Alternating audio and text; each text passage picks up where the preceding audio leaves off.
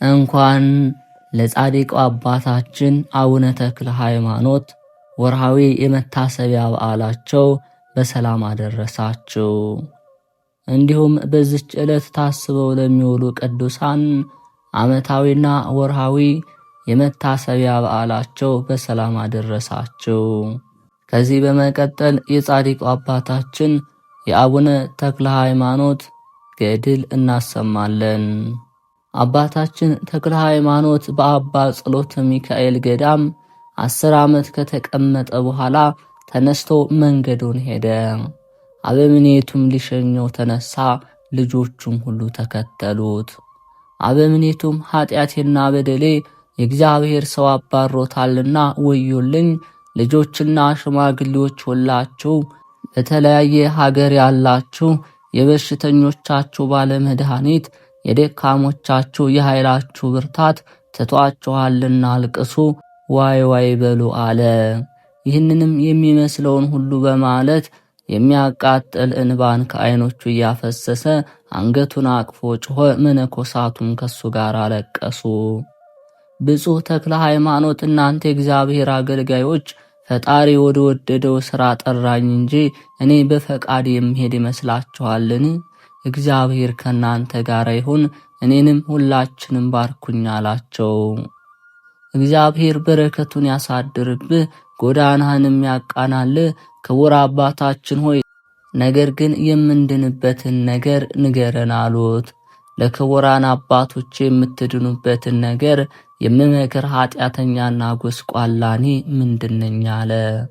ነገር ግን ትዕግስትን፣ ትህትናን፣ እግዚአብሔር መፍራትን ገንዘብ አድርጎ እነዚህ 3ቱ ነገሮች ሰውን ወደ ዘላለም ሕይወት ያደርሱታልና እየጎተቱ ወደ ደይን ጥልቅነት የሚወርዱ 3ቱ የጥፋት ገመዶች እሳቸውም ቅንዓት፣ ትዕቢትና ትምክህት እንዳያጠምዷችሁ ደግሞ ተጠበቁ ብዬ ነግራችኋለሁ።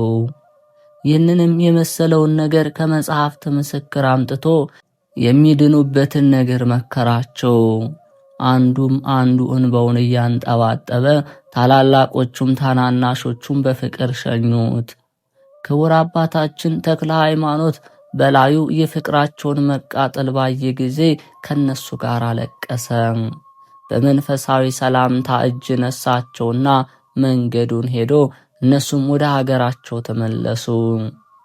ቅዱስ ሚካኤል እየመራው አምደ ብርሃንንም በፊቱ ይሄድ ነበር። የጻድቃንም መንገዳቸው ብርሃን ነው፣ እንደሚያበራ ብርሃን ይሄዳል፣ ዕለቱም እንደሚቀናበት ጊዜ ድረስ ይበራል የሚል ተጽፏልና። ወደ ታዘዘበት ቦታ እስከደረሰ ድረስ እንደዚያም ሄደ። ከባህሩም ወደብ በደረሰ ጊዜ የሚሻገርበት መርከብ አላገኘም። ብዙውን ጊዜ አመለከተ። የመላእክት አለቃም ቅዱስ ሚካኤል ባህሩን እየረገጠ ተገልጦ ታየው። ተከተለኝ አለው። ክቡር አባታችን ተክለ ሃይማኖት ወደ ውሃው ገባ፣ ተከተለውም። ሁለቱም በባህሩ መካከል በደረቅ አለፉ፣ ተሻገሩም። አብረው ወደ ቤተ ክርስቲያን ገቡ። መልአኩም ከዚያ ተወውና ወደ አበምኔቱ ገባ። እሱም ኢየሱስ ሞዓ ነው። እነሆ የእግዚአብሔር ሰው በቤተ ክርስቲያኑ ደጅ ቆሟልና ወደ አንተ አስገባው አለው። ደግ ሰው ነውና አክብረ ተቀበለው፣ ልብሰ ምንኩስናንም ሰጥተ ከዚህ አኑረው አለው። ይህንንም ካለው በኋላ መልአኩ ከሱ ዘንድ አረገ። ክቡር አባታችን ተክለ ሃይማኖት በረኸኛውን ለአበምኔቱ ንገርልኝ እያለ ይለምነው ነበር። በረኛውም ለአበምኔቱ ሄዶ ነገረው። እነሆ ደም ግባቱ ያማረ እንግዳ ሰው ከቤተ ክርስቲያኑ ደጅ ቆሟል፣ ግን ባህሩን አሻግሮ ከቤተ ክርስቲያን ያገባውን አላውቅም አለው። አበምኔቱም አመጣጡ ከእግዚአብሔር ዘንድ ነውና ሂድ ጥራው አለው። በረኛውም ጠርቶ ወደ አበምኔቱ ዘንድ አገባው። አባ ኢየሱስ ሞዓም ባየው ጊዜ ከፊቱ ብርሃንና ካደረበት ጸጋ የተነሳ አደነቀ። ከመንበሩ ተነስቶ በመንፈሳዊ ሰላምታ እጅ ነሳው። የእግዚአብሔር ሰው ሆይ ወደ እኔ መምጣት በጎ ብሎ ደህና ቤት ሰጠው። በበነጋውም በምን ነገር መጣህ ብሎ ጠየቀው። ክቡር አባታችንም የብህትውና ወገን የምትሆን የምንኩስና ልብስን ታለብሰኝ ዘንድ በእግዚአብሔር ትእዛዝ ወደ አንተ መጣሁ አለው። አባ ኢየሱስ ሞዓም ወደ እኔ መምጣት ከእግዚአብሔር እንደሆነ አወቀው። የምንኩስናውንም ልብስ እንዳለበሰ ከመልአክ ታዝዣለሁ፣ ነገር ግን ጥቂት ቆይ አለው። ከሱም ጋር ጥቂት ቀን ቆየ። የምንኩስና ልብስ ይኸውም የመላእክት ምሳሌ የሚሆን አለበሰው። በትጋትና በድካም ከዚያ ኖረ። አክፍሎቱንም በየሳምንቱ ያከፍል ነበር። ከእሁድ ከቅዳሜ በቀር ምንም አይቀምስም። እሁድና ቅዳሜ ግን የአጃ ቂጣ ወይም የዱር ቅጠል ሳይመርጥ ይመገብ ነበር። የዳዊትን መዝሙር በሌሊትና በመዓልት ተግቶ ይደግም ነበር። 3,3,150 ይሰግድ ነበር። ወዙም እንደ ውሃ ፈሶ የቆመበትን ምድር እስከሚያርሰው ምድሩም እንደ ነጎድጓድ እስኪንጎደጎድ ድረስ 7,7,000 የሚሰግድበት ጊዜ አለ። እንዲሁም ዕለት ዕለት ድካምንና ትጋትን እየጨመረ ብዙ ዘመን ኖረ። ሊያገለግለኝ የሚወድ ሰውነቱን ይጥላ፣ ጨክኖም የተሰቀልኩበትን መስቀል ተሸክሞ ይከተለኝ። ነፍሱንም ሊያድናት የሚወድ ይጣላት፣ ነፍሱንም የጣለ የጣላትንም ነፍሱንም ስለኔ ያገኛታል። እኔንም የሚከተለኝ ቢኖር እኔ ካለውበት ከዚያ ይኖራል። እርፍ ይዞ የኋሊት የሚያርስ የለም፣ መንግሥተ ሰማያት የተዘጋጀች ናት ያለውን ስሙ ይክበርና የተናገረውን ቃል ለነፍስ ያስብበት ነበር። ይህንንም ሥራ በመስቀል ሰውነቱን ሲያደክማት ከእግዚአብሔር የታዘዘ የመላእክት አለቃ ቅዱስ ሚካኤል መጥቶ ድንገት ነጥቆ ወስዶ ከፀሐይ ይልቅ ወደምታበራ ሀገር አደረሰው። ይህችውም እንደ ሰቀላ የተሰራች ናት። ቁመቷም ወርዷም እጅግ ሰፊ። የሀገሩ ሰዎች ሁሉ በውስጧ ቢሰበሰቡ ውስጧን ባልሞሏትም ነበር። ብዙ ምሰሶዎች አሉባት። በመልክም እርስ በርሳቸው አይመሳሰሉም። ዥንጉርጉር የሚመስል አለ፣ ፍም የሚመስል አለ፣ በረድም የሚመስል አለ፣ የፀሐይ ብርሃንም የሚመስል አለ።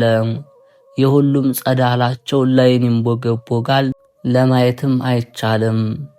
በአንዱ ምሰሶ ፊት ለቆመው ሁለተኛው ምሰሶ በውስጡ ይታየዋል። የፊቱ ምሰሶ ውፍረት አይሰውረውም። የምድሩም መልክ እንደ ብርሌና እንደ ጠራ ዕንቁ፣ ልዝብነቱም እንደ ቅቤ ነው። ክቡር አባታችን ተክለ ሃይማኖት እንዲህ አለ። ይህ ሰቀላ መጠኑ እንደ ሰፊ ሀገር ያለ ነው እንጂ እንደ ሰቀላ አይደለም። ሁለተኛው እንደ እሳት ይነዳል፣ እንደ እሳት ነው ብዬም ብናገር እሱን በማየት ሰውነትን የሚያለመልም የሚያድን ነው እንጂ የሚያቃጥል አይደለም። እያደነኩም በቤቱ መካከል ደረስኩ። የተዘጋጁትንም ዙፋኖች አየው። የመካከለኛው ከአንዱ ዙፋን ይበልጣል፣ መልኩ ግን እጅግ የተመሰገነ ነው። በግራና በቀኝ ያሉት ዙፋኖችም ከሱ ጥቂት ያንሳሉ፣ መልካቸው ግን የሁሉም የተመሰገነ ነው። እንደ ቀስተ ደመና ዥንጉርጉር ናቸው። በዚያም በመካከለኛው ዙፋን ላይ የእሳት ልሳኖች በዘርፉ ያሉበት የብርሃን ልብስ የሚያንጸባርቅ ተቀምጦበታል። ቅድመ ዓለም የነበረ ዓለምን አሳልፎ የሚኖር አብን እናመስግነው። ቅድመ ዓለም የነበረ ዓለምን አሳልፎ የሚኖር ወልድን እናመስግነው። ቅድመ ዓለም የነበረ ዓለምን አሳልፎ የሚኖር መንፈስ ቅዱስን እናመስግነው ይል ነበር። በብርሃኑም ልክ በስተቀኝ 7 አክሊሎች አሉ። የ7 አክሊሎችም ኅብራቸው አይመሳሰልም። አብሮኝ ያለው መልአክ ይህንን ቤት ከማየት የተነሳ ፍርሃት በልቤ ያደረብኝ አልኩት። የቤቱን ነገር ልናገር እኔ ተልኬያለሁ፣ አትፍራለኝ። ይህንንም ባለ ጊዜ ፍርሃት ከኔ ራቀ፣ በቃሉም አጸናኝ። ቀድሞ ያልሰማሁት የዚህ ቤት ትልቅነቱ ምን ያህል ነው? በውስጡስ ያለው የተቀመጠውስ ማን ነው አልኩት። አስቀድሞ ያየኸውን አይደለ? እይ ወደ ኋላ የቤቱን ጌታ ነግርሃለሁ አለኝ። በዚያም ዙፋን ፊት ለፊት የተተከለውን የብርሃን አምድ አየው። የብዙ ሰዎች ስም ተጽፎበት ነበርና ጌታዬ እሊህ ምንድናቸው? የአዕማዱስ ቁጥራቸው ምን ያህል ነው? የዙፋኖቹስ ሥራቸው ምንድነው? አልኩት። ይህ ቤት ያንተ ነው፣ ከሌሎች ይልቅ እጅግ የተመሰገነው የመካከለኛው ዙፋን ልዩ ልብስ፣ በላዩም የተቀመጡት አክሊሎች አንተ ናቸው። በግራ በቀኝ ያሉ ዙፋኖች ግን ትእዛዝህን በመጠበቅ በወንበር ለሚቀመጡ ካንተ ጋር ለሚነሱት ልጆች ነው። በዙፋኑ በስተቀኝ ያሉ አዕማድ ቁጥራቸው 45,000፣ በግራም ያሉ የመላእክት ፈጣሪ እንደሰራቸው 45,000 ናቸው። የብዙ ሰዎች ስም በአምዱ ተቀርጾ የሚታየው ይህ ዓለም እስኪያልፍ ድረስ ከመንፈስ ቅዱስ ላንተ የሚወለዱ ልጆች ናቸው። ስለዚህም አንተ አባት ትሆናቸዋለህ አለኝ። ይህች ታላቅ ጸጋ ክብር ትሰጠኝ ዘንድ እኔ ምንድነኝ? አልኩት። እግዚአብሔር ለወደደው ባለሟልነቱንና ክብርን ይሰጠዋልና አለኝ። ከዚህ በኋላ ወደ ሰማይ አውጥቶ ከመጋረጃው ውስጥ አግብቶ ከሥላሴ ዙፋን ፊት ለፊት አቆመኝ። ሰገድኩለት። ከዚያ አስቀድሞ በማላውቀው በሌላ ምስጋና መሰገንኩት። ተክለ ሃይማኖት ክፍል ከ24ቱ ካህናቶቼ ጋር ይሁን የሚል ቃል ከዙፋን ውስጥ መጣ። የወርቅ ጽና አምጥተው እሷን ሰጡኝና ከነሱ ጋር አንድነት አጠንኩ። ምስጋናዬ ከምስጋናቸው፣ ልብሴም እንደ ልብሳቸው ሆነ። ፈጣሪን በሦስትነቱ ተገልጾ አየሁት። እንደወደድከኝ እወድሃለሁ፣ እንዳከበርከኝ አከብርሃለሁ። ስምህንም ልዑል ክቡር አደርጋለሁ። በጸሎትም የሚታመን ሰው ሁሉ ስላንተ ይድናል። መታሰቢያህንም እንደተቻለው ያደረገ እኔ በሰማይ በምድር አገነዋለሁ። በአንተ ክብር እንዲከብር አደርገዋለሁ ብዬ እነግርሃለሁ። ጭንቅ መከራ ያገኘውም ቢሆን በስምህ ቢጠራኝ እኔ ከጥንቱ ሁሉ አድነዋለሁ። ለቤተ ክርስቲያንም ለሚያገለግለው ከሰባቱ ሊቃነ መላእክት ጋር መቆምን እኔ ከፍለዋለሁ። የገድልህ መጽሐፍ ከተነበበበት ስምህን በተጠራበት ቦታ ለዘላለም ይቅርታዬን ቸርነቴ በዚያ ይኖር። አመሰገንኩት፣ ሰገድኩለትም። ሥራዬ ሳይሆን በፈቃድ ይህንን ሁሉ ለሰጠኝ አቤቱ ለአንተ ምስጋና ይግባህ አልኩት። ከዚህ በኋላ መልአኩ ወደ ቀደመ ኑሮ የመለሰኝ አለ። ክቡር አባታችን ተክለ ሃይማኖት ይህንን አይቶ በሰማይ በሚኖር ፈጣሪው ፍቅር እንደ እሳት ልቡ ነደደ።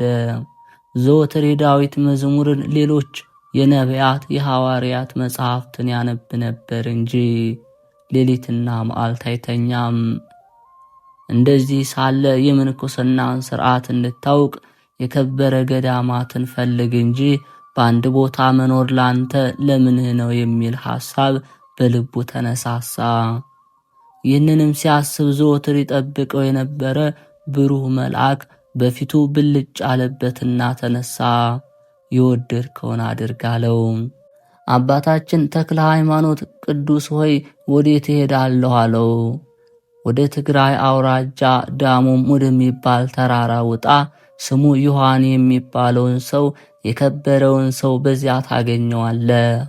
አስኬማና ቆብን ከሱ እጅ ተቀበል። ተነስ እስክልህ ድረስ ከዚያ ቆይ አለው። ወደ መንፈሳዊ አባቱ ያውም አባ ኢየሱስ ሞዓ ሲነጋ ገስግሶ ሄዶ በልቦናው ያሰበውን ስለ አስኬማና ስለ ቆብ መቀበልም መልአክ እንዳለው ገለጠለት። አባ ኢየሱስ ሞዓ አስኬማና ቆምን ገና አልተቀበለም ነበርና አባ ኢየሱስ ሞዓ የክቡር አባታችንን ቃል ሰምቶ እኔ እንደ ከበረ ሳይህ ነበርኩ እንጂ እንደ ልጅ አላይህም፣ ለማን ትተወኛለህ እያለ ብዙውን አለቀሰ። ወደ ደብሩ ስለመሄድ ግን ነገርህ ደስ አሰኘኝ። ከዚያ ደርሰህ አስኬማና ቆብ ተቀበል፣ ኋላ ለእኔ ትሰጠኛለህ። ልጅም ስትሆን አባት ትሆነኛለህ። ባህሩንም የሚያሻግር ሰው የለምና ዛሬ ታገስ አለው። ክቡር አባታችን ተክለ ሃይማኖትም ከእግዚአብሔር የሚበልጥ ሰው የለም፣ እግዚአብሔርም ከኔ ጋራ ካለ ባህርም ሌላውም ነገር ቢሆን መንገድ ሊከለክለኝ የሚችል የለም፣ ይህንንም ከመናገር ጋር አይሆንም ብሎ ሄደ። አበምኔቱም ሊሸኘው ተነሳ። እስከ ባህሩ ወደብ ድረስ አብረው ደረሱ። እነሆ ሊቀ መላእክት ቅዱስ ሚካኤል በክቡር አባታችን ተክለ ሃይማኖት ፊት ቆመና ተከተለኝ አለውና ወደ ባህሩ ገብቶ እንደ ደረቅ ሄደ። ክቡር አባታችንም ተከተለው። ባህሩንም አብረው ተሻገሩ። አባ ኢየሱስ ሞዐም አይቶ አደነቀ። አቤቱ በቅዱሳኖች ላይ ሥራ ድንቅ ነው አለ። እግዚአብሔርንም እያመሰገነ ወደ ቤቱ ተመለሰ። አባታችን ተክለ ሃይማኖት ግን በሐይቅ 10 ዓመት ያህል ኖሮ በእግዚአብሔር ትእዛዝ እየተቃና ሄዶ ቅድመ ዓለም የነበረ ዓለምን አሳልፎ የሚኖር እግዚአብሔር ካስቀናት ገዳም ከትግራይ አውራጃ ይህችውም ዘሚካኤል የተባለ የአባ አረጋዊ ገዳም የምትሆን ደብረ ዳሞ ናት። ይኸውም የሰዓል ደባ ልጅ አልሜዳ ከታዜን አስቀድሞ በነገሰበት ወራት ከግብፅና ከሮማ ከመጡት በጽሞና ከሚኖሩት ከ9 ቅዱሳን አንዱ ነው። እሊህም አውራጃውን ሁሉ ያበሩ ብርሃን ያላቸው ከዋክብት ናቸው። ከእነዚህም በነግህ ዘርቶ በሰርክ የሰበሰበ ውሃም በፊት የሚቀዳ አለ። ከእነዚህም ለእያንዳንዱ ራሳቸው የጸጋ ክብር ዕድል ፈንታ የተሰጠዋለ። የእነዚህ የተደነቁ ወገን አባታችን ግን ቀድሞ ወደ ተናገርነው ከአረጋዊ ገዳም አበምኔት ዘንድ ገባ። የመጣበትንም ምክንያት አስኬማና ቆብን ለመቀበል እንደሚሻ ነገረው። አበምኔቱም አባ ዮሐኒ ነው። ይኸውም ጽድቅንና ጸጋን የተመላ ነበር። አንተ የወዴት ነህ አለው። በፈጣሪ ትእዛዝ ከሩቅ ወደ አንተ መጥቻለሁ አለው። ስምህ ማን ነው? የምንኩስናውንስ ልብስ ማን አለበሰህ አለው። ስሜስ ተክለ ሃይማኖት ነው። የምንኩስናን ልብስ በባህር ደሴት የሚኖር አባ ኢየሱስ ሞዐ አለበሰኝ አለው። አባ ዮሐኒም በእውነቱ አንተ ገንዘቤ ነህ፣ እሱንም በመንፈስ ቅዱስ ወልጄዋለሁና የልጄ ልጅ ነህ አለው። አባ ዮሐኒም እንደተለመደው ሥርዓት በአስኬማና በቆቡ ላይ ጸለየና ለክቡር አባታችን ሰጠው። አባታችን ተክለ ሃይማኖትም ቆቡን አስኬማውን ተቀብሎ የእነዚህን ስማቸውን የጠራኑን የ9ኙን ቅዱሳን ገድል የምንኩስናውን ሥርዓት እንደሚጀምር ሆኖ ይፎካከር ጀመር። ፈጽሞም የገድል ጣዕም እንዳላወቀ ሆነ። ዘወትር በጎ መስራትን የሚያውቃት የማይሰራት ኃጢአት ትሆንበታለች። የሐዋርያው ጳውሎስ ነገርን ይከተላል። መንፈሳዊ ፍቅርን ወድጃለሁና ይህንን ሁሉ ግን ለእኔ ረባኝ የነበረውን ስለ ክርስቶስ እንደ ጎስቋላ ቆጠርኩት። ሁሉንም ደግሞ ስለ ጌታዬ ስለ ኢየሱስ ክርስቶስ ዕውቀት እንደ ምናምን ቆጥረዋለሁ። ይህም ነገሩን ሁሉ ስለ እርሱ የናኩት እንደ ጉድፍም የቆጠርኩት ክርስቶስን ረባው ዘንድ። ነገር ግን አንድ ነገር አለኝ። በኋላ ያለውን እየረሳው ወደፊቴ ወዳለው ምልክትን እየዘረጋው እየተመለከተው ወደ ዋጋው ፈጥኜ እሮጣለሁ ያለውን። ሰራተኛ ንብ ከእንጨቱ ሁሉ የአበባውን ጨርቋ እንድትሰበስብ እንድትቀስም የቀደሙ አባቶችንም ከገድላቸው የተገኘውን ትሩፋት የሰማነውን የቅዱሳንንም ገድል ሁሉ በሰማው ጊዜ ይሰራው ነበር። እግዚአብሔርን በመፍራት መላው አካሉ ብርሃን ሆነ። የሚሆነውን ነገር ገና ሳይደረግ ያውቀዋል። ለመነኮሳትም ሁሉ የሚመጣባቸውን ይነግራቸዋል። ነገሩም ፈጥኖ ያደርጋልና ያደንቁታል። በማመስገኑ መላእክትን መሰላቸው። የኋለኛውን ነገር በማወቁ ለነቢያት ወገናቸው ሆነ። በማስተማሩም ሐዋርያትን መሰላቸው። በመገረፉና ገደል በመውደቁም ለሰማዕታት ወገን ሆናቸው። ድካማቸውንም በመሸከም ለአባቶች መነኮሳት ወንድማቸው ሆነ። ይህንን ሁሉ መስሎ ከቅዱሳን ሁሉ ሰብስቦ የመጽሐፍትን ሁሉ ፍሬ ይህችውም ጳውሎስ የጠራት የመንፈስ ቅዱስ ፍሬ ፍቅር ናት፣ ደስታም፣ ሰላምም፣ ትዕግስትም፣ ቸርነትም፣ በጎነትም፣ ሃይማኖትም፣ ገርነትም አለመሰሰንም ናት ያላትን ተመገበ። ከሁሉ ይልቅ ፍቅር ይበልጣል። ፍቅር ግን ፍጹም ሕግ ነው። ተራራ እስኪያልፍ ድረስ ሃይማኖት ቢኖረኝ ፍቅር ከሌለኝ አንዳች አይደለሁም። ለድሆች ደግሞ ገንዘቤን ባበላ ሥጋዬንም በእሳት ለመቃጠል ብሰጥ ፍቅር ከሌለኝ ምንም የምረባው የለም። የተደነቁት ወገን የሚሆን አባታችን ግን ይህንን ፍቅር ለመፈጸም ለእግዚአብሔር ኃጢአተኛ ሳይሆን ለኃጢአተኞች እንደ ኃጢአተኛ ሆነላቸው።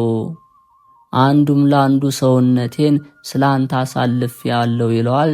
በምክሩም ከክፉ መንገድ የቅዱሳንን ድካም ወደ መሸከም ይመልሳቸዋል። ለሰነፎች እንደ ሰነፍ ሆነላቸው፣ ኋላ ግን ዕውቀት ይሆናቸዋል።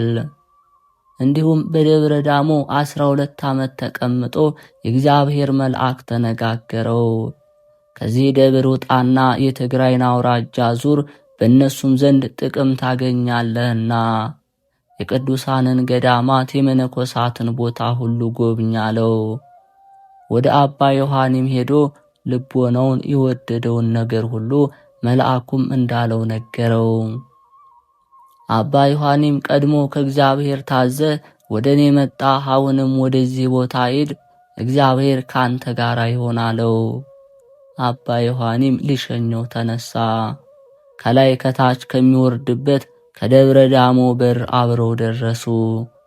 ያለ ጠንካራ ገመድ በላዩ ለመውረድ የማይቻል ገደል ከዚህ አለ።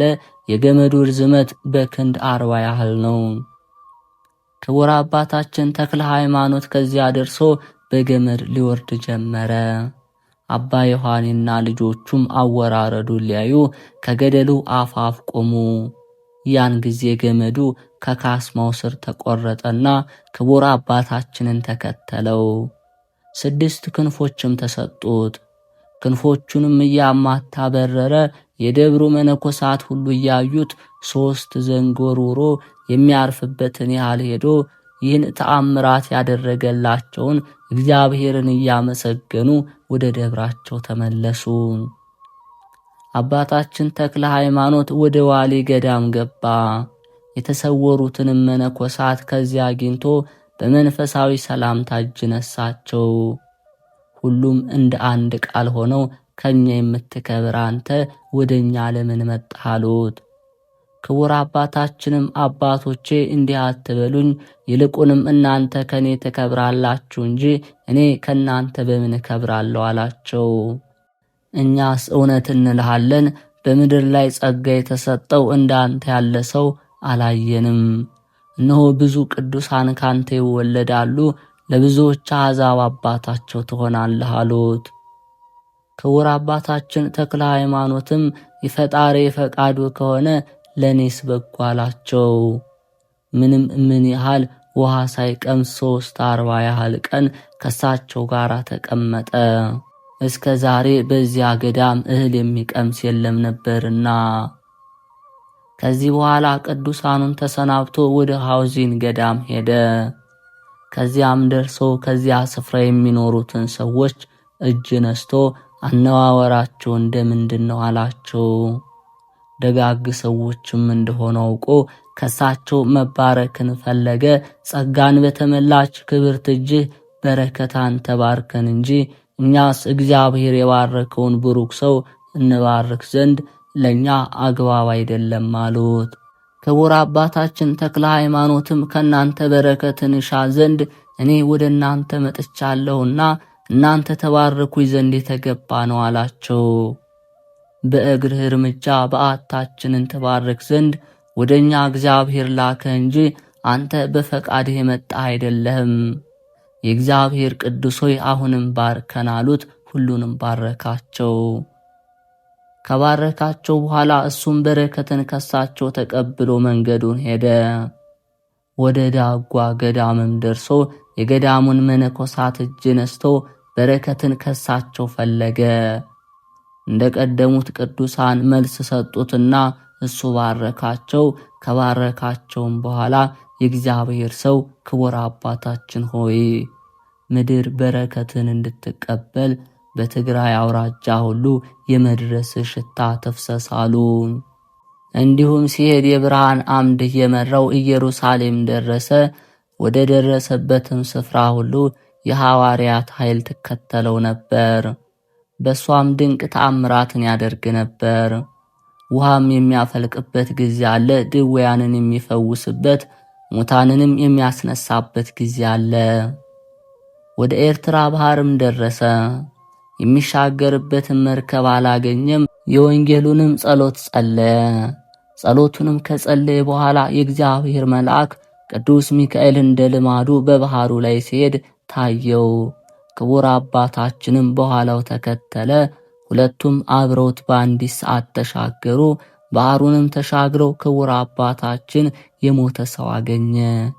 አንተ አስከሬን የክርስቲያን ወገን እንደሆንክ እኔ መስቀሉን በምሸከምለት በፈጣሪ በኢየሱስ ክርስቶስ ስም ከተኛህበት ተነሳ ብሎ ባረከው።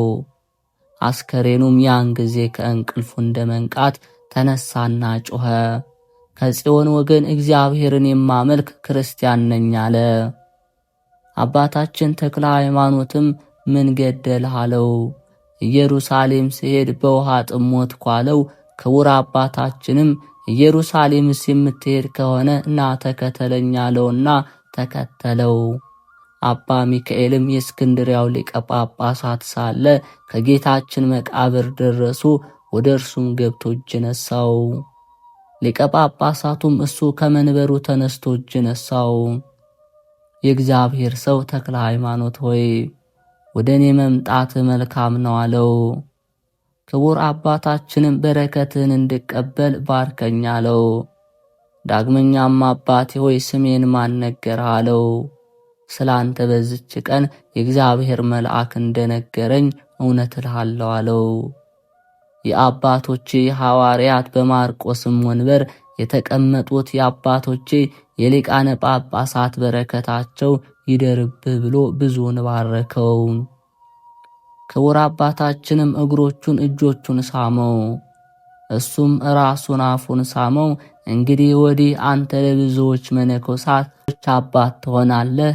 በስምህም ብዙዎች አብያተ ክርስቲያናት ይታነጻሉ።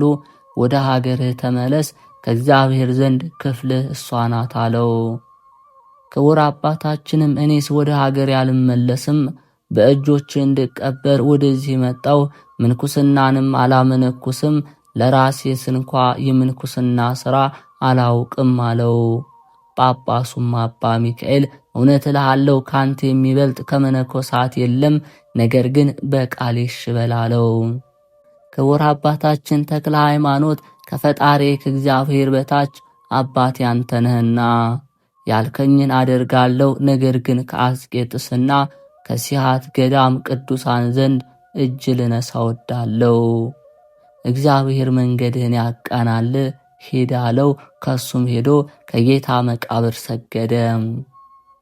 ሰው ከሆነበት ቦታ ከገሊላ ጀምሮ እስከ መሰወሪያው እስከ ደብረ ዘይት ድረስ ጌታ ሥራ ወደ ሠራባቸው ቦታዎች ሁሉ ደረሰ።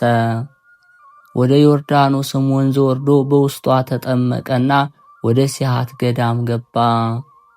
በውስጧም ከሚኖሩት አእሩግ ተባርኮ ወደ አስቄጥስ ገዳም ይህችም የልብ መመዘኛ የምትሆን አለፈ። በዚያም ካሉት ሽማግሌዎች ተባረከ። ያን ጊዜ የእግዚአብሔር መልአክ ቅዱስ ሚካኤል ተነጋገረው። ተክለ ሃይማኖት ሆይ ምን ትላለህ አለው። ክቡር አባታችንም ከዚህ መኖርን እፈቅዳለሁ አለ።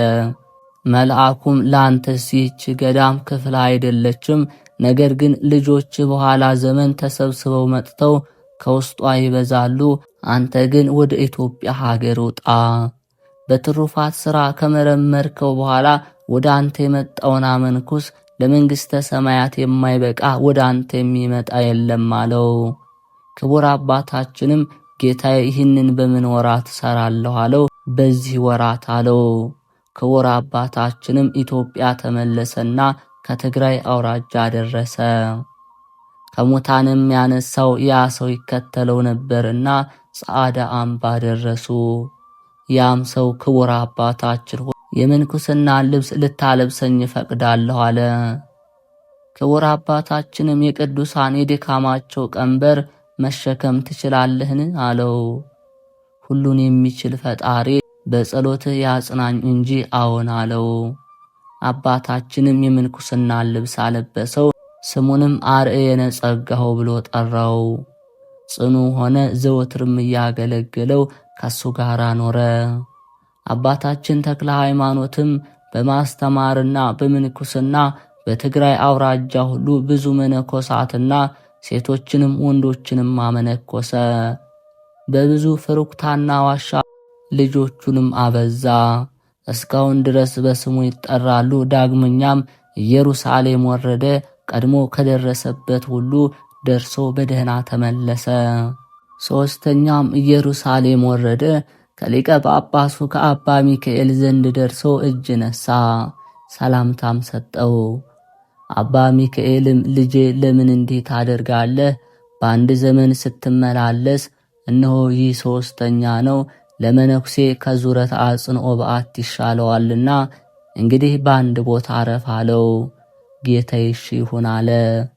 ወደ ሀገሩ ተመልሶ የትግራይን አውራጃ ሁሉ ዞሮ ደብረ ዳሞ ወጣ። በገዳሙም ያሉ ቅዱሳን ባዩት ጊዜ በስድስት ክንፍ ሲበር ቀድሞ ያየነው ተክለ ሃይማኖት ወንድማችን እነሆ ደረሰ እያሉ እርስ በርሳቸው ተነጋገሩ።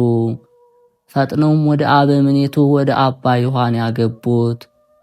አባ ዮሐንም ባየው ጊዜ ቀድሞ ስላየው ክብሩ ተነስቶ እጅ ነሳው። ቅዱሳንም ሁሉ እጅግ ከፍ ከፍ አደረጉት።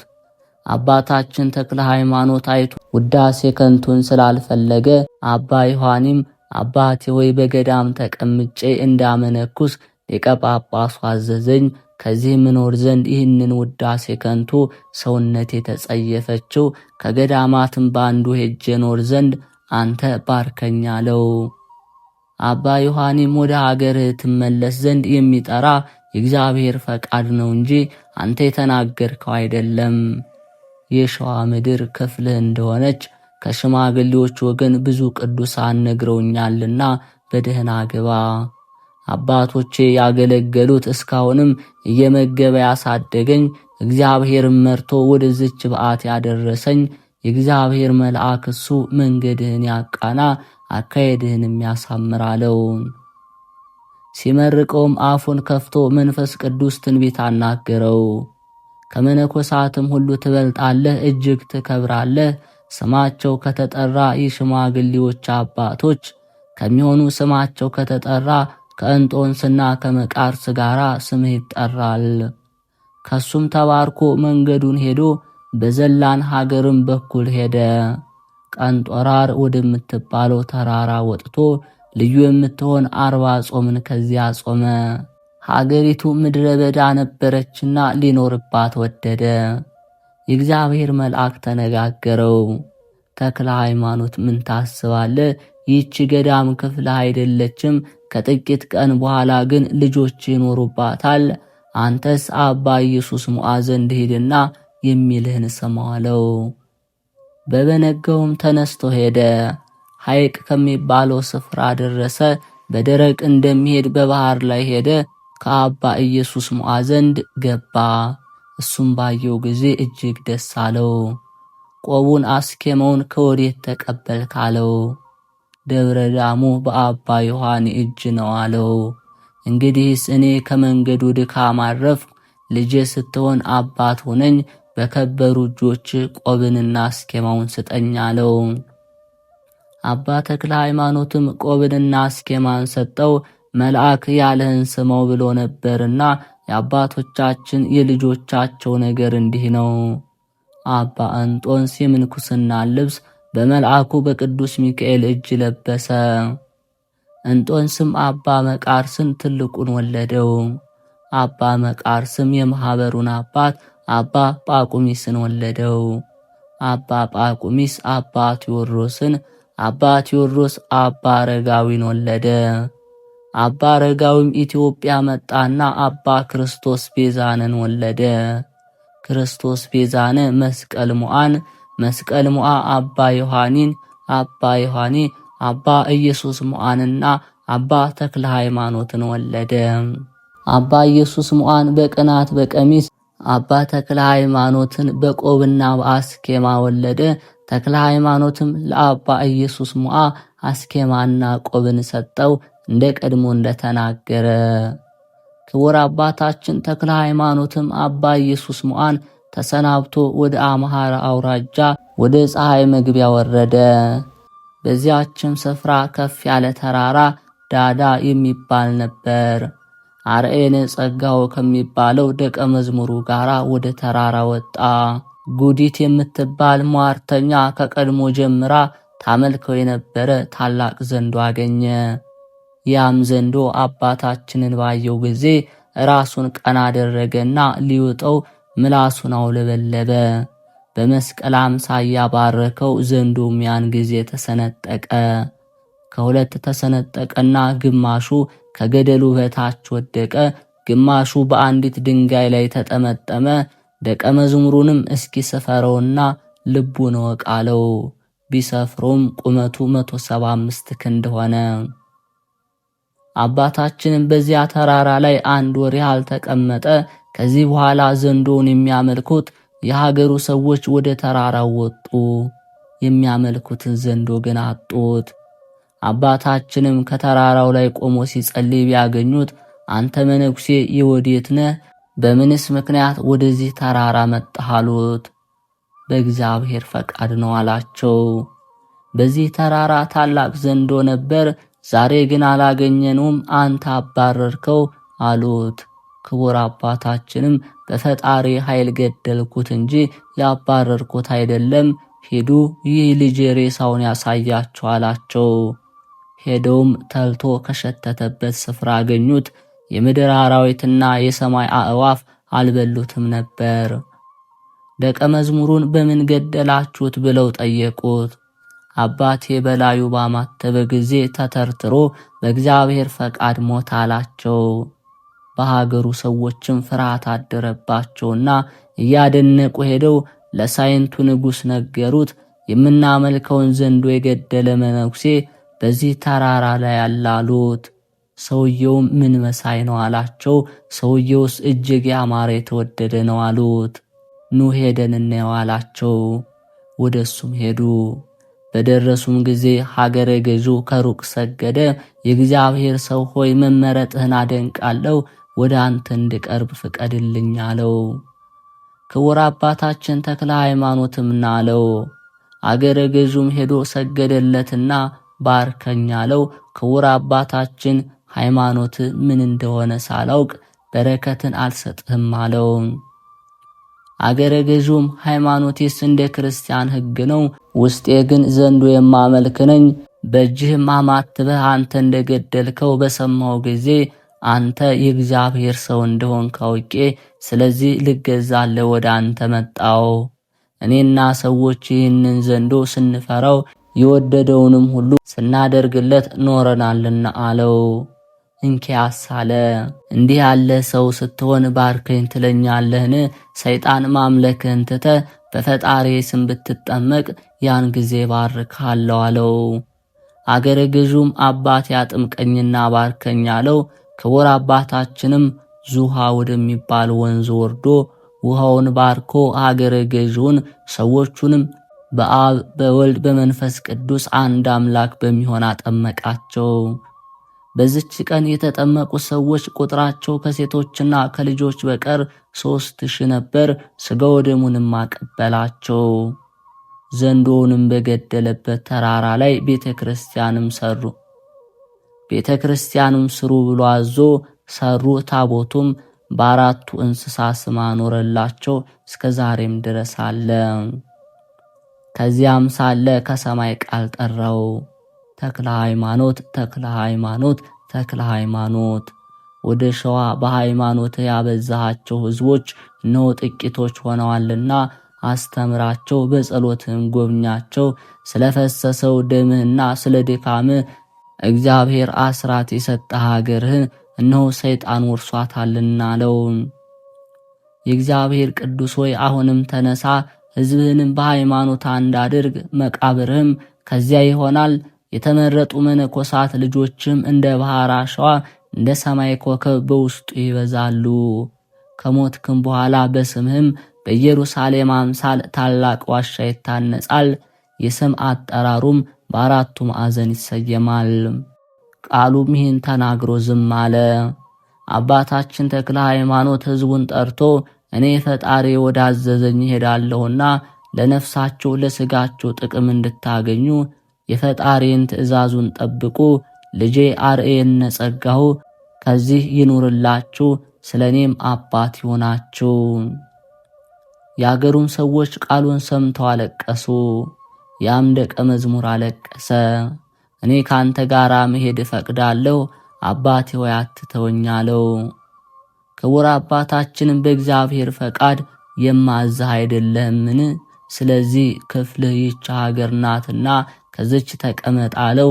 የሚያጸናውን በትርና የእጁን መስቀል እነዚህ አለኝታ ይሁንህ ብሎ ሰጠው። በዚች ሀገር የብዙ መነኮሳት አባት ትሆናለህ ብሎ ትንቢት ተናገረለት። አርኤነ ጸጋሁም እጅግ አለቀሰ። አባቴ ሆይ የምትደርስባት ሀገር የምትረግጣት ምድር የተመሰገኑ ናቸው። ካንተ የሚወለዱ ቃልህን የሚሰሙ በሕግህ ጸንተው የሚኖሩ ሁሉ የተመሰገኑ ናቸው። ሥጋህንም የምትሸከም ደምህን የምትቀበል መቃብር የተመሰገነች ናት። ለእኔም ለኀጢአተኛው በረከት ትድረሰኝ።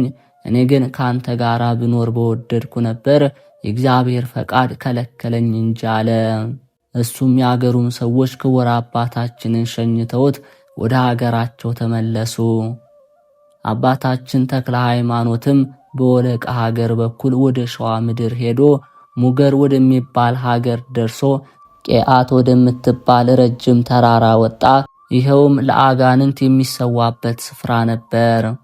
አጋንንት እስከተበተኑ ድረስ በብዙ ትጋት ጾምን ከዚያ ጾመ። ወንጌልን ለማስተማር እንደ ልማዱ ሄዶ ወደ ዠማ ደረሰ። ወንጌልንም እያስተማረ መንግሥተ ሰማያት ቀርባለችና ንስሐ ግቡ፣ በእግዚአብሔር ልጅ የሚያምኑ የተመሰገኑ ናቸው፣ ስለ ኃጢአታቸው የሚያለቅሱ የተመሰገኑ ናቸው፣ ከመቅሰፍታቸው ይድናሉ፣ ከራሳቸው ገንዘብ ለነዳያን የሚሰጡ የተመሰገኑ ናቸው፣ እሊህ ለእግዚአብሔር ያበድራሉና እያለ በውስጧ እየዞረ አስተማረ። የቃሉን ነገር ሰምተው አመኑ፣ በእጁም ተጠመቁ። ከዚህ በኋላ አንድ ጣዖታዊ ሰው ሰይጣን የሚገልጥበት ሕዝቡ የሚሰግድለት አለ ብለው ነገሩት። ክቡር አባታችን ተክለ ሃይማኖት ሄዶ ስራውን ጠየቀው። እሱም ነገረው። ነገር ግን እውነቱን የተናገረው አለ፣ የካደውም አለ። ክቡር አባታችን በተንኮል የተናገረውን የሽንገላውን ነገር አይቶ ስራውን ለመመርመር ቀድሞ የማይመገበውን ምግብ ስጡት ብሎ አዘዘ። እሱም ተቀብሎ በላ። የዚያን ቀን የተመገበውን በሌላ ቀን እንዳይበላ ስለሰማ ቀድሞ የማይበላውን ሲበላ አይቶ አደነቀ። ያም በጣዖት የሚያመልከው ክቡር አባታችን ሲያደንቅ አይቶ በእኔ የሆነውን ስማ ልንገርህ፣ ስለ እኔ እንደነገሩ በማሟረ ትኖር ነበር። የምሰግድለት አምላኬ አንተ ሳትመጣ ነገረኝ። እኔ ትቼህ ወደ ጎጃም አውራጃ ሄዳለሁ አለኝ። ጌታዬ ስለምን ትተወኛለህ አልኩት። ሥርዓቱ ልዩ የሚሆን ከኔ የሚበረታ ሰው እነሆ ወደ አንተ ይመጣል አለኝ። ሥራህንና አለባበስህንም በምልክት ንገረኝ። አይሆንም ልትለው አይቻልህምና ያበላህን ብላ፣ የከለከለህንም ተከልከል አለኝ። የሀገር ሰዎችም አይተው አደነቁ። የአባታችንም አመጣጥ በእግዚአብሔር ፈቃድ እንደሆነ አውቀው በፍጹም ልቦናቸው አመኑ። የታመሙባቸውንም አዳንላቸው፣ የስህተታቸውንም ምክንያት አጠፋ። ወደ ግራሪያ ሄዶ ደባት ወደምትባል ተራራ ወጥቶ ሊያድር ወደደ። ሰውነቱ ግን አልወደደችም። ከዚያም ሲሄድ ስሙ ሰሜን ሰገድ የሚባል የግራሪያ ገዥ አየው። ከሱም ሊባረክ ወደደ። ከሱም ጋር የተሰበሰቡ ሰዎች ነበሩ። ይህ መልኩ ልውጥ የሆነ ሰው ምንድን ነው ያሉ አሉ። በሙገርና በጀማ ወሬውን የሰማኑ ይህ ይሆን ያሉ አሉ። በሸዋ አውራጃ ሁሉ የቅዱሳን መነኮሳት መንገዳቸው ገና አልታወቀችም ነበርና፣ ስለዚህም ነገር እሱን ከማየት የተነሳ ታወኩ። አገረ ገዡም እኔ ከሱ ልባረክ እወዳለሁ አላቸው። ማንም እንዳይባረክ ስለሱ ሰምተናል አሉት። ቢባርከኝ ምን ይቅጣችሁ? ባይባርከኝ ግን 50 ፈረስ ይቅጣኝ፣ እኛንም 50 ፈረስ ይቅጣን አሉት። ውርርዱን በዚያ ቆሙት። ሀገረ ገዡም ወደ ክቡር አባታችን ተነስቶ ሄደ። ሰገደለትምና ና አባቴ ባርከኝ አለው። ሃይማኖትን አላወቅኩትም፣ ላንተ በረከት አልሰጥም አይሆንም አለው። አገረ ገዡም አንተ ባዘዝከኝ ሥራ ሁሉ ጸንቼ ዘወትር ካንተ ጋር እኖራለሁ አለው። አባታችን ተክለ ሃይማኖትን ባደረበት መንፈስ ቅዱስ ልጁ እንዲሆነው አውቆ ባርኮ ሰላምታ ሰጠው። እርስ በርሳቸውም ተጨዋወቱ። የአባታችንም ነገር በሀገረ ገዡ ልቦና አደረ። በሐሳቡ ሁሉ ይከተለው ጀመር። ከሁለቱ ሰዎች እንደተከራከሩ 50 ፈረሶችንም ተቀበለ። በዚያች ቀን ክቡር አባታችን ወደ ቤቱ ይዞት ሄደ። ወደ አምልኮተ ባዕድ የምትመራውን የዝንጋታውን ምክንያት እንዲተው ቃለ እግዚአብሔርን አስተማረው። አብረውም አደሩ።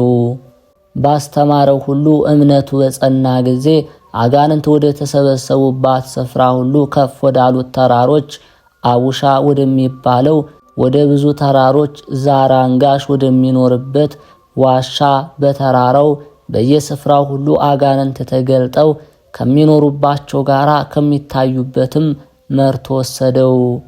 ሰዎቹም ሲሰግዱና ሊሰውለት ወደሱ ሄዱ ነበር። ክቡር አባታችንም ከነሱ ዘንድ ደርሶ መሰዊያውን አፈርሶ በውስጣቸው ብዙዎች አብያተ ክርስቲያናትን ሰራ። እስካሁን ድረስ አሉ። የውስጡም ሰዎች በዚያ ያደረገውን ድንቅ ተአምራት ይናገራሉ። ሀገረ ገዡ ዳግመኛ መርቶ አሰቦ ወደሚባል ዋሻ በግራሪያ ውስጥ ካሉ መሰሪያን ሁሉ የሚከረፋ መሰሪ ወዳለበት ወሰደው። ክቡር አባታችን ተክለ ሃይማኖትም በጌታችን በኢየሱስ ክርስቶስ ስም እየዘመረ እግዚአብሔር ጉልበቴ መጠጊያዬ መድኃኒቴ በጠራሁበትም ጊዜ ከጠላቶች የምድንበት ረዳቴ ከጥፋተኞቹ ጠላቶችም የሚበጀኝ ነው እያለ ከሩቅ ማማተብ ጀመረ። ዛራንጋሹም ይህንን ሲያነብ ከሩቅ ሰምቶ ከፍጹም ፍርሃትና ድንጋጼ ጋር ሸሸ። ከዚያ ወዲህ ፈጽሞ አልታየም። ክቡር አባታችንም ከዚያች ዋሻ ገብቶ ፈጽሞ ደስ ተሰኘ። እግዚአብሔር ልጆች ይበዛሉ ያለኝ በዚህ ነው፣ እንደ ባህር አሸዋና ስፍር ቁጥር እንደሌላቸው እንደ ሰማይ ከዋክብት ይሆናሉ ብሎ ትንቢት ተናገረ። ዛራንጋሹ ይበላቸውና ይጠጣቸው የነበሩትን የብረቱን መሳሪያዎች ሁሉ ዘረፋቸው። ትቷቸውም የሸሸውን የቤቱን ሰባራ ሰንጣራ ሁሉ ወሰደ። የብረቱን መሳሪያዎች መጋረጃ በሚሰቅሉበት ገንዘብ አጎበር ሜንጦ ኩላብ አሰሩ አላቸውና እስካሁንም ድረስ አሉ። ክቡር አባታችን ግን በዚያች ዋሻ ተቀመጠ። ከዚህ በኋላ ዝናው ለቀረቡትና ለራቁት ተሰማ። እሱ ግን ወሬው በተሰማ ጊዜ ከክፉ ወሬ እንደሚሸሽ ሰው ከውዳሴ ከንቱ ይሸሻል እንጂ ደስ አይለውም። እግዚአብሔር ግን በእሱ አድሮ ይመሰገን ዘንድ ይገልጥበት ዘንድ እግዚአብሔር በቅዱሳን ምስጉን ነው፣ በሚፈሩትም አድሮ ዘወትር ይደነቃል ተብሎ በነቢይ ተናግሯል። ከጻድቁ አባታችን ከአቡነ ተክለ ሃይማኖት በረከት ረድኤት ያሳትፈን። በተሰጠው ቃል ኪዳንም እኛን ልጆቹን ይጠብቀን። አሜን።